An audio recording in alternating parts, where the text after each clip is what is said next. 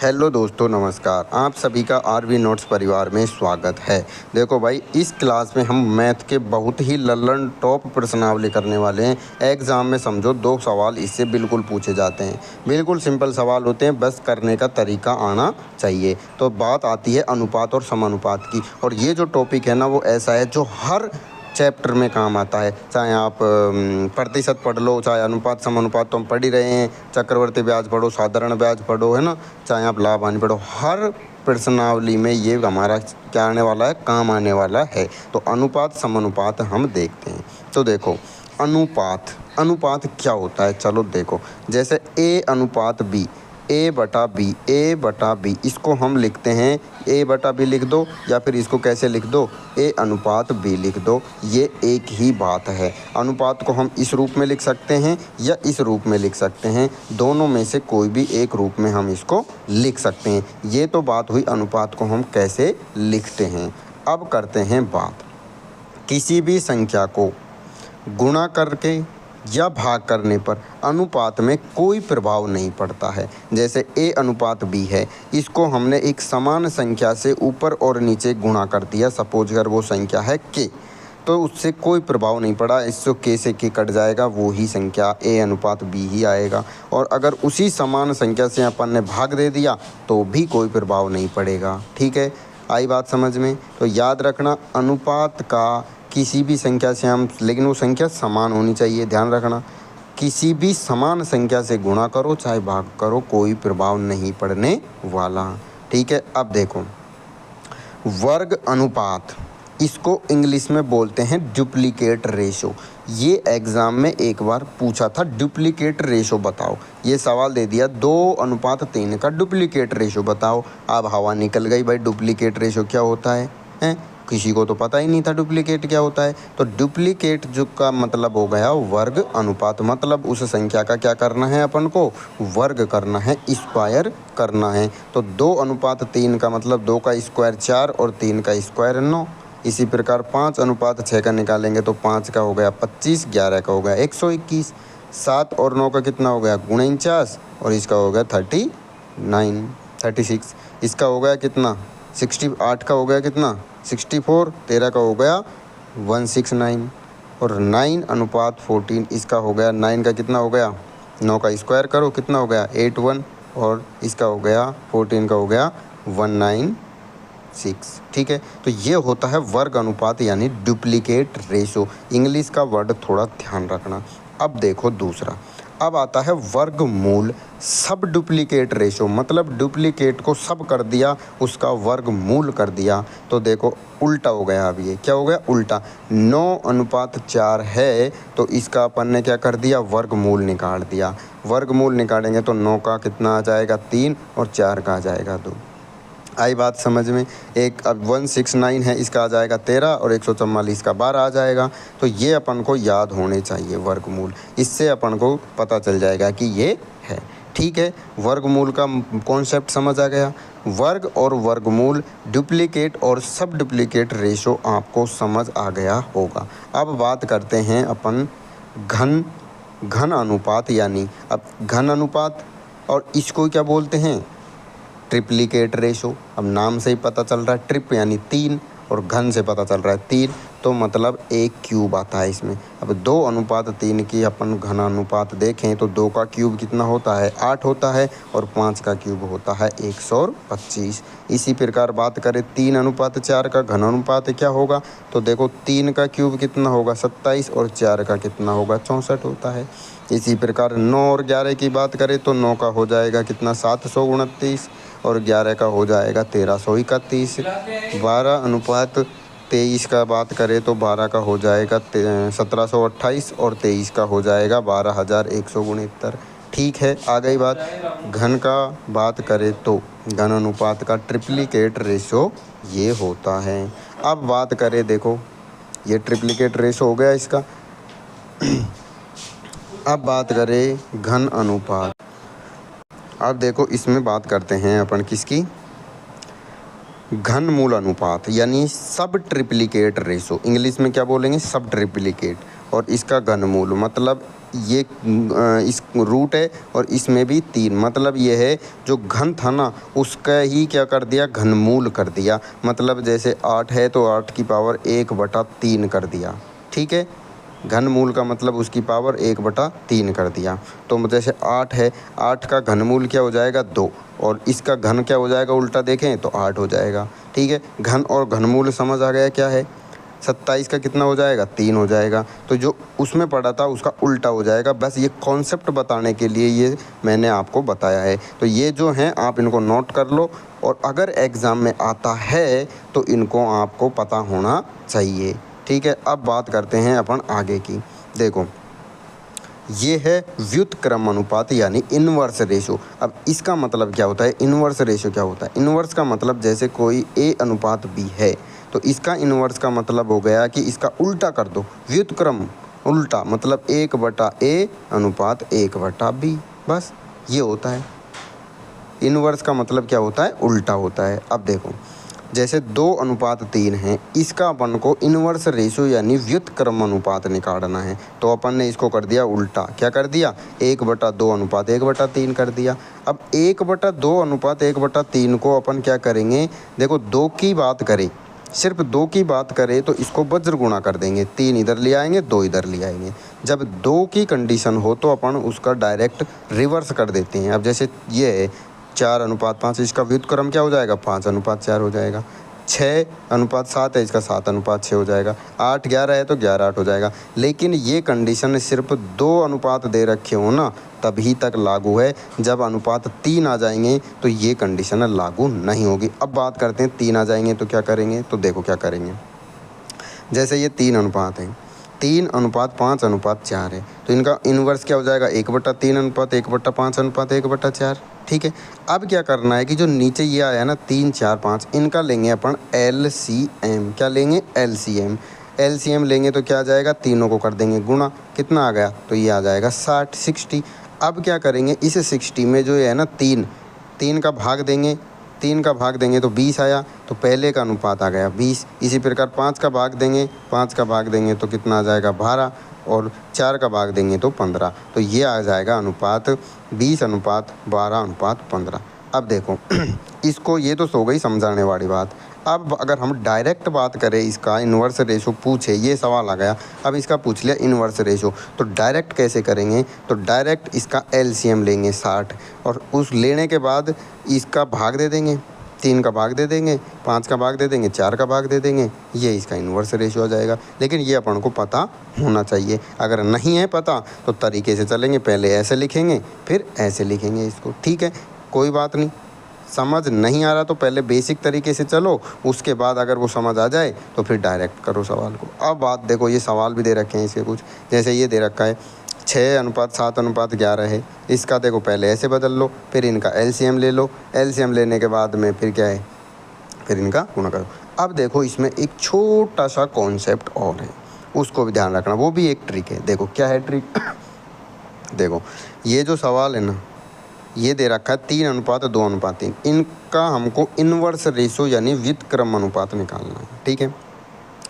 तो वो क्या होगा, 3 की कंडीशन में अब ये क्या होगा, देखो इन तीनों को जैसे अपन को पहले वाले का निकालना है ना, तो बाकी के दोनों को गुणा कर दो, ये आ जाएगा पहला। दूसरा वाला निकालना है तो बाकी के दोनों को गुणा कर दो, 7 या 21, ये आ गया।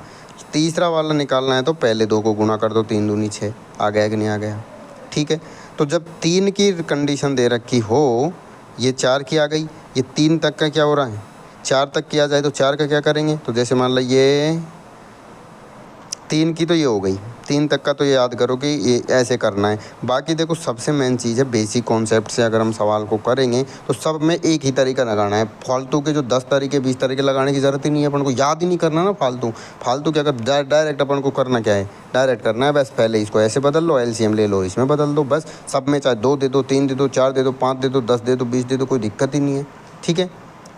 अब जैसे इनमें है तो इनको आप सॉल्व करके देखना। अब अपन आगे चलते हैं। देखो ये सवाल देखो, ए अनुपात बी का मान दे दिया कितना है 5:11 है, और ए अनुपात सी का मान भी दे दिया 2:1। देखो भाई एग्ज़ाम में ऐसे सवाल पूछे जाते हैं, 100% आपको देखने को मिलेंगे ऐसे सवाल आते हैं, तो थोड़ा ध्यान से देखना। ए अनुपात बी दे दिया, बी अनुपात सी दे दिया, ठीक है। तो ए अपन को उससे पूछ लिया ए प्लस बी अनुपात बी प्लस सी। तो देखो ए अनुपात बी जो है ना वो 5:11 है, और ए अनुपात सी है वो है 2:3। तो देखो ए है ना ए, अब इसमें देखना क्या पड़ता है, अपन को कॉमन चीज़ देखनी पड़ती है। तो इसमें और इसमें दोनों में क्या कॉमन है ए, लेकिन यहाँ देखो तो दोनों में क्या आ रहा है, डिफरेंस आ रहा है। यहाँ तो एक में तो ए आ रहा है 5 और एक में ए आ रहा है 2। तो इनको अपन को जो कॉमन है ना उसको बराबर बनाना पड़ता है, और बराबर बनाने के लिए क्या करेंगे, देखो इसको इससे गुणा करेंगे, इसको इससे गुणा करेंगे। तो 5 है तो उसको 2 से गुणा करेंगे तो 10 आ गया, तो ये भी गुणा करना पड़ेगा, तो ये कितना हो गया 22 हो गया। इसी प्रकार नीचे वाली जो है इसको 5 से गुणा करेंगे तो ये कितना आ गया 20 हो गया, ये हो गया 15, ठीक है। अब जो अनुपात है ना वो आ गया ये, अब ए बराबर हो गया ए बराबर, ठीक है। अब ए अनुपात बी अनुपात सी, तो ये आ गया, ए का कितना है 10, बी कितना आ गया 22 और सी आ गया 15।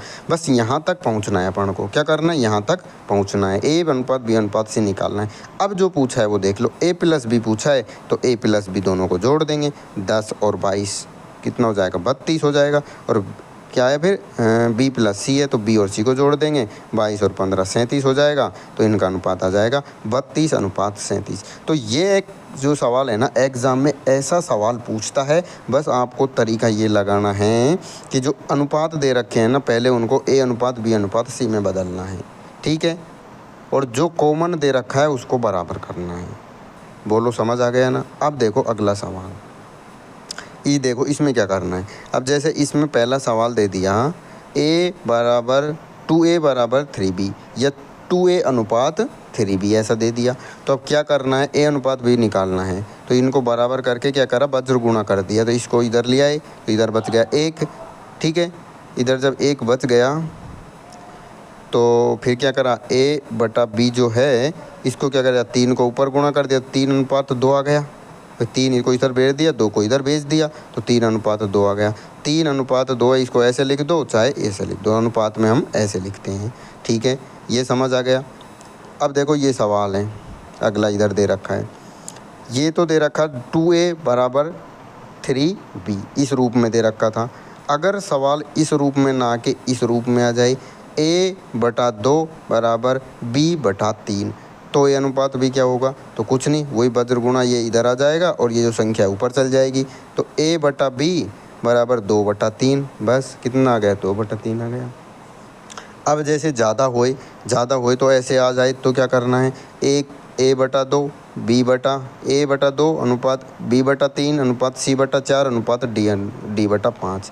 अब क्या करना है, अगर इस तरह से अनुपात आ जाए तो क्या करना है, तो देखो पहले इन दोनों को उठाओ, इसको एक बार हटाता हूँ मैं। अब देखो पहले ये दोनों है ना, इन दोनों को उठाओ, तो इनको भूल जाओ आगे वालियों को। पहले दोनों को उठाया तो इनको अपन ने क्या करा, a/b मतलब इनसे निकाला बराबर करके, a/b निकाला इससे अनुपात। तो a/जो b है वो आ गया 2/3। फिर अपन ने इन दोनों को पकड़ा b और c को, तो ये अनुपात निकाल लिया 3/4। फिर इन दोनों को पकड़ा लास्ट वाला को, तो इससे निकाला c अनुपात। अब अपन ने देखा, देखो कॉमन वाला b और b यहाँ देखा 3 है, यहाँ भी 3 है, 4। अब c वाला देखा यहाँ भी 4 है, यहाँ भी 4 है, मतलब सही है, जो दे रखा है वो बिल्कुल सही है। तो a अनुपात b अनुपात c अनुपात d, मतलब अपन को कुछ नहीं करना, डायरेक्ट लिख देंगे। a का मान कितना आ गया 2, c का मान कितना है 3, b का मान आ गया 3, c का मान 4 और d का मान है 5, डायरेक्ट लिख देंगे। अब इससे हम सीखे क्या, तो देखो ये सीखे हम कि अनुपात इन्वर्स में हो, मतलब इस तरह से हो a/5 a/10 इन्वर्स में अनुपात है, तो अनुपात वो ही रहता है इन्वर्स वाला, अनुपात वो ही रहता है इन्वर्स वाला। जब ऐसे दे रखा हो तो उसको अपन इन्वर्स में बदलेंगे, लेकिन इन्वर्स में दे रखा है पहले ही, तो अनुपात वो इन्वर्स वाला ही होता है, दिमाग में फीड करके रखना, ठीक है ना। अब देखो ये और दे रखा है कोने में, ये मल्टीप्लाई में दे रखा है, मल्टीप्लाई में दे रखा है, तो a अनुपात b अनुपात c अपन को बताना है। तो देखो डायरेक्ट अपन क्या करेंगे, ये दे रखा है ना ये तीनों, इनका तीनों का एलसीएम ले लो, 2 का 3 का और 4 का एलसीएम ले लो, कितना आया 12 आया। तो इस 12 में भाग दे दो 2 का, कितना आया 6, 3 का दिया तो 4 और 4 का दिया तो 3, ये आ गया रेशो, ठीक है। तो जब अनुपात में दे रखा हो ना, ऐसे 3 दे रखे हो, 4 दे रखे हो, 5 दे रखे हो, तो अपन को क्या करना है, एलसीएम लेना है और उस एलसीएम का इसमें भाग देना है, ये अनुपात आ जाएगा। ठीक है, और पहले से ही अनुपात में मतलब इन्वर्स में दे रखे हो तो वो ही अपना अनुपात होता है। अब देखो आगे देखो प्रथम अनुपात। देखो इसमें अगर सवाल ऐसा आ जाए कि प्रथम अनुपात ज्ञात करना है, ठीक है, तो देखो एक कंडीशन होती है ए अनुपात बी समानुपात सी अनुपात डी। इसको आप नोट कर लो। क्या होती है, ए अनुपात बी समानुपात सी अनुपात डी। ये होती है एग्ज़ाम में, यहाँ से सवाल देखने को मिलता है। ये होती है प्रथम संख्या, ये द्वितीय, ये तृतीय, ये चतुर्थ। तो ये 4 संख्याएं होती हैं, चारों दे रखी हैं। ठीक है, इसमें करते क्या हैं अपन देखते हैं, इस सवाल के द्वारा हम समझेंगे। जैसे प्रथम अनुपात पूछा उसने, प्रथम अनुपात कैसे, जैसे 3 संख्या दे देगा चारों में से। ये जो 4 संख्याएं होती हैं इनमें से 3 दे दी उसने, 6, 18 और 24 है। इसका अपन को प्रथम अनुपात निकालना है। तो जो निकालना होता है ना उसको रख दो x। क्या रख दो, x। बाकी जो है उनको एज इट इज जमा दिया ना, और क्रम जो दे रखा है उसी हिसाब से अपन को जमाना है ये। ठीक, अब क्या करते हैं, भीतर वाली जो दोनों है ना उनको का गुणा और बाहर वाली दोनों का गुणा बराबर करना होता है। तो बाहर x गुणा 24 बराबर 6 गुणा 18। x का बराबर क्या होता है, 24 का भाग दे दिया, 6 से 4 बार कट गया। ठीक है, 4 बार कट गया, 18/4, ये 2 से कट गया, 9/2 यानी 4.5 आ गया। ठीक है, ये बोलो समझ आ गया ना प्रथम अनुपात। अब जैसे वो द्वितीय अनुपात पूछता तो क्या करता, जैसे तीनों संख्या दे दी उसने, अब पूछ लिया उसने द्वितीय अनुपात बताओ, तो जो दूसरी संख्या है ना उसको अपन x मान लेते। तृतीय अनुपात पूछे तो तीसरी संख्या को x मान लेते, और चतुर्थ अनुपात पूछे तो चौथी संख्या को x मान लेते। ठीक है ना। अब जैसे ये सवाल में तृतीय अनुपात पूछा है, अब तीसरी संख्या को अपन को x मानना है, तो क्या लिखेंगे, 4:8 समानुपात x अनुपात 12 लिख दिया ना। ये तीसरी संख्या को लिख दिया अपन ने x। अब भीतर वालियों को गुणा, 8x हो जाएगा, और बाहर का कितना हो जाएगा, 4 गुणा 12। तो x का मान कितना आ जाएगा, 12, 4 गुणा 12/8। तो ये 2 बार कट गया, और ये कितना गया, ये आ गया 6। आ गया कि नहीं आ गया। तो इस तरह से सवाल पूछे जाते हैं। अब जैसे ये चतुर्थ अनुपात पूछ लिया तो चौथी संख्या की जगह x मान लिया, वही बाहर का गुणा 6x हो गया, और 24 गुणा 48 हो गया, 6 का भाग दे दिया, काटा पीटी करा तो 192 आ गया। ठीक है, तो मेरा मतलब ये है क्लास लेने का कि आपको सिर्फ कॉन्सेप्ट से क्लियर करना है। एग्ज़ाम में सवाल पूछता है तो करना कैसे है। ठीक है, अब बात करते हैं हम आगे। देखो एक तरीका ये होता है जैसे 2 बार 2 संख्या ना दे, 3 संख्या ना दे के उसने 2 ही संख्या दी अपन को। कितनी संख्या दी, सिर्फ 2 ही संख्या दी। एक संख्या ए दे दी, एक संख्या बी दे दी, अपन ने मान लिया। अब उसने पूछ लिया कि अनुपात बताओ, तो उसमें अपन से 3 कंडीशन पूछ सकता है। वो कितनी कंडीशन, 3 कंडीशन। वो पूछेगा ए और बी का प्रथम अनुपात निकालना है अपन को। क्या निकालना है, प्रथम। तो क्या निकालेंगे, फॉर्मूला याद रखना, a²/b। देखो प्रथम अनुपात पूछे तो पहले वाली का स्क्वायर बटे b। याद करने का तरीका बता रहा हूँ। a अनुपात b पूछे तो जो संख्या पहले दे रखी है ना उसका स्क्वायर बटा b। ठीक, अगर उसने पूछा मध्य अनुपात तो √a गुणा b। इसमें तो कोई दिक्कत नहीं है, √a गुणा b। ठीक, अगर उसने पूछा तृतीय अनुपात तो तृतीय अनुपात पूछे तो दूसरी संख्या का स्क्वायर, मतलब जो 2 संख्या दे रखी है उसमें जो दूसरी संख्या होती है उसका स्क्वायर बटे पहली संख्या, यानी b²/a। तो पहली जो है वो a²/b, और तृतीय पूछे तो b²/a, और मध्यवर्ती पूछे तो √a गुणा b। ठीक है, अब देखो इसको हम एग्जाम्पल से समझते हैं। 2 संख्या दे दी अपन को 10 और 15, इनका प्रथम अनुपात पूछ लिया। तो प्रथम अनुपात क्या होता है, a²/b। a का मतलब पहली संख्या यानी 10, 10 का स्क्वायर, दूसरी 5, तो 100/5 यानी 20। ठीक है, आया समझ। अब पूछ लिया 4 और 9 का मध्य अनुपात। मध्य अनुपात क्या होता है, √a गुणा b।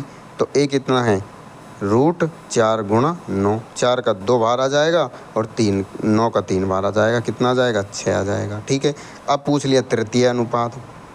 तो क्या बताया तृतीय अनुपात, b²/a, यानी दूसरी का स्क्वायर यानी 4 का स्क्वायर बटा 2 आ जाएगा, 16/2 यानी 8 आ जाएगा। तो बोलो ये कॉन्सेप्ट क्लियर हुआ कि नहीं हुआ। एग्जाम में इन तीनों में से एक सवाल देखने को मिलता है, टू दी पॉइंट सवाल आते हैं, मेरा काम आपको बताना है। ठीक है, अब देखो और क्या टाइप से सवाल आ सकते हैं। देखो और ये सवाल आया, ये जो सवाल है ये पूछा जा सकता है कि जैसे ये दे दी समीकरण, यदि x बराबर 1/3y और y बराबर 1/2z, तो x अनुपात y अनुपात z का अपन को मान निकालना है। तो देखो पहली जो है ना ये, इससे अपन x/y यानी x अनुपात y निकालेंगे तो अपना आ गया 1/3 आ गया। दूसरी वाली से अपन निकालेंगे y अनुपात z, तो ये आ गया 1/2। अब देखो x अनुपात y अनुपात z की बात करें तो देखो इसमें देखो z आ रहा है कॉमन, इसमें भी आ रहा है z कॉमन, आ रहा है कि नहीं आ रहा है। अब ये 1/2 है लेकिन y कॉमन आ रहा है। अब y देखो यहाँ 3 है और यहाँ 1 है, जबकि मैंने बताया जब 2 कॉमन हो तो y कॉमन है तो y की संख्या भी कॉमन होनी चाहिए। अब ये 3 है तो इसको 3 बनाना पड़ेगा, तो इसको ऊपर और नीचे 3 से गुणा कर दिया तो ये आ गया 3/6। तो अब देखो x अनुपात y अनुपात z में x का मान तो 1 लिख दिया, y का मान 3 आ गया और z कितना लिख दिया, z का मान 6। तो इस तरह से लिखते हैं, इनको इस तरह से नोट करते हैं। तो ये जो अनुपात में लिखने वाली बात होगी, अनुपात में कैसे लिखते हैं। अब देखो अगला सवाल, जैसे एक संख्या ऐसे सवाल पूछता है भाई कि x अनुपात y का मान दे दिया 3/1 है, तो पूछ लिया ये इसका मान बताओ भाई। तो देखो ऐसे सवाल में भाई कुछ नहीं करना, to the point value put करना है। क्या करना है, x अनुपात y है तो ये एक तरह से क्या हो गया अपन को x/y 3/2, तो x का मान 3 और y का मान 1 रखना है।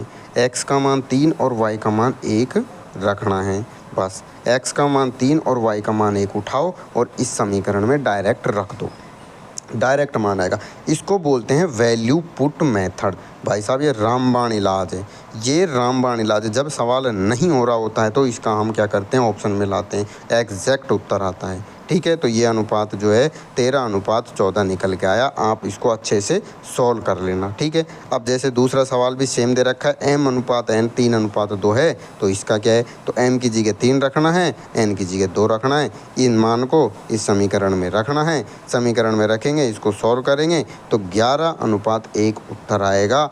ठीक है, तो इस तरह का सवाल एग्ज़ाम में 100% देखने को मिलेगा आपको, चाहे वो एनटीपीसी ग्रुप डी किसी भी एग्ज़ाम में आप बैठ जाना, बहुत लल्लन टॉप सवाल आते हैं भाई। तरीका बस ये अपनाना है जो मैंने आपको ये बता दिया। अब देखो ये सवाल है x³ - y³ अनुपात x² + xy + y² का अनुपात दे दिया 5/1 है, और दूसरा दे दिया x² - y² अनुपात x - y का अनुपात है 7/1। तो उसने पूछा है ये 2x - 3y। तो देखो ये डरावने वाला सवाल दे दिया यार, इसमें क्या रखना है, तो कुछ नहीं करना। देखो ये जो है ना, ये x³ - y³ ये फॉर्मूला किसका होता है, x - y और x² + xy + y² का होता है कि नहीं होता है। जब इसकी जगह अपन इसकी जगह इसको रख देंगे, इसको रखेंगे तो ये से ये तो कट जाएगा, क्या बचेगा, x - y, तो ये आ जाएगा x - y अनुपात 1। तो x - y अनुपात 1 का मान कितना है, 5/1 है। ठीक है, इसको उठा के रख दिया। सेम टू सेम इसमें रख करते हैं, x² - y² का क्या होता है, एक बार प्लस एक बार माइनस होता है, और इधर इससे ये क्या हो जाएगा, कट जाएगा, क्या बचेगा, x + y अनुपात 1। तो ये दे रखा है 7/1। तो कहने का मतलब देखो x - y का मान कितना है, 5 के बराबर है, और x + y का मान किसके बराबर है, 7 के बराबर है। इन दोनों को क्या करा, जोड़ दिया तो ये माइनस प्लस कट जाएगा। 2x का मान 12 तो x का मान आ गया 6, x का मान 6 आया तो इस समीकरण में रखा, तो y का मान आ गया 1, x का मान 6, y का मान 1 आ गया। ठीक है, अब उसने जो पूछा है ना, इसका मान को उठा के इस समीकरण में रख देंगे, रखने पर अपन को आ जाएगा, इसका मान आ जाएगा 4/1। तो अच्छा सवाल है, लेकिन बस कॉन्सेप्ट पता होगा तो आराम से हो जाएगा। अब देखो सवाल ऐसे बनते हैं, दो संख्याओं का अनुपात दे दिया भाई, उन्होंने 3/8 है, तो उनका अंतर दे दिया, इसमें कितना दे दिया, ये 115 है, कितना है, 115 दे दिया अंतर। तो पूछा छोटी संख्या क्या है, छोटी संख्या पूछ सकता था, बड़ी संख्या पूछ सकता था, संख्याओं का योग पूछ सकता था। इस सवाल में वो कुछ भी पूछ ले, बस अपन को पता क्या होना चाहिए, 3/8 है, क्या है, संख्याओं का अनुपात है, तो संख्या होगी 3/8 है संख्या। ठीक है, अब पूछा उनका अंतर, तो अपन ने देखो 3/8 संख्या है तो इनका अंतर कितना है, 5 है। और संख्या का जो अंतर दे कितना रखा है 115 दे रखा है। तो 5 का मान कितना है 115, तो 1 का मान कितना आ गया 23 आ गया। अब 1 का मान 23 आ गया। अब उसने छोटी वाली पूछी है तो 3 से गुणा कर देंगे, बड़ी वाली पूछता तो 8 से गुणा कर दे, संख्याओं का योग पूछता तो 8 और 3 11 से गुणा कर देंगे। ठीक है ना, अच्छा सवाल है। अब देखो आगे, 4 संख्याएं दे दी 1 अनुपात 2 अनुपात 3 अनुपात 4 के अनुपात में, उनका योग दे दिया 16 है और पहली और चौथी संख्याओं का योग उसने पूछ लिया। ठीक है, कोई बात नहीं। अब उसने जो दे रखा है ना 1 अनुपात 2 अनुपात 3 अनुपात 4, तो संख्या अपन ने मान ली एक x है, दूसरी 2x है, तीसरी 3x है, चौथी 4x है, मान लो कोई दिक्कत नहीं। उनको जोड़ दो, जोड़ दिया तो 16, 10x का मान 16, x का मान कितना आ जाएगा 16/10 यानी कि 1.6। अब पूछा क्या पहली और चौथी संख्या का योग। पहली संख्या कितनी है x, चौथी संख्या कितनी है 4x, दोनों को जोड़ेंगे तो 5x। 5 तो ये है, x का मान 1.6। 5 को गुणा करेंगे 1.6 से तो कितना आ जाएगा, आप लगा लो 16 पंजो 80, पॉइंट हट जाएगा तो 8 उत्तर आ जाएगा। ठीक है, आ गया समझ में। अब देखो भाई ये जो सवाल है ना इस सवाल को आप ध्यान से पढ़ना। 2 सवाल आते हैं इसमें। कितने सवाल आते हैं 2 सवाल। कितने अच्छे सवाल हैं, बस इसको समझना है। एक संदूक है, उसके अंदर 1 रुपया 50 पैसा और 25 पैसे के सिक्के हैं और उन सिक्कों का अनुपात दे रखा है 3:2:5 है और उनका योग कितना दे रखा है 252 रुपया है। टोटल रुपया दे रखा है, इतने रुपये हैं। और उसने पूछा कि 25 पैसे वाले सिक्कों की संख्या निकालनी है। एग्ज़ाम में सवाल यही पूछता है, सिक्कों की संख्या पूछता है। ठीक है, तो देखो पैसों को अगर अपन उनकी संख्या से गुणा करेंगे तो कुल रुपये आएंगे कि नहीं आएंगे, आएंगे ना। अब 1 रुपये के जो सिक्के हैं उनका अनुपात दे रखा है कि वो 3 हैं। 1 रुपये के सिक्के कितने हैं 3 हैं, तो अपन इनका जो अनुपात मान लेते हैं कि 1 रुपये का है 3x, 50 पैसे वाले के हैं 2x, एक समान संख्या से गुणा कर दिए x से, और ये जो 25 पैसे के जो हैं वो हैं 5x। ठीक है, तो ये हो गई क्या सिक्कों की संख्या, हो गई सिक्कों की संख्या। अब 1 रुपया के जो सिक्के हैं, अब 1 रुपया को अपन ने पैसे में बदला तो कितने हो गए 100 पैसे, तो 100 गुणा 3x कर दिया, प्लस 50 गुणा 2x हो गया, 25 गुणा 5x हो गया। तो ये अपने कुल पैसे आ गए बराबर 252। ये रुपया में है तो पैसे में बदल दिए तो 100 से इसको भी गुणा कर दिया। अब इनको सबको गुणा कर दिया, समीकरण को सोल्व करा ये, तो x का मान यहाँ से आ गया 48। ठीक है, अब उसने पूछा 25 पैसे के सिक्के, तो 25 पैसे के जो सिक्के हैं उनका अनुपात कितना है 5x है, ये रहा 5, तो 5 से गुणा कर दिया 48 को, ये आ गया 240।